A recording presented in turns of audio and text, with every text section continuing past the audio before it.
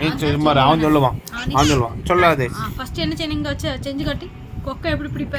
எப்படி பிடிப்ப கொக்கு? பிடிச்சி சுற்றணுமா? சரி சுற்றி பிடிச்சி அறுக்க வேண்டாமா? எப்படி இருக்கணும்? சொல்லு.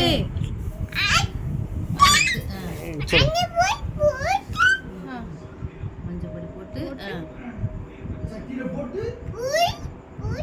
பொரிச்சு கிண்டி சோறு போட்டு சாப்பிடணும்.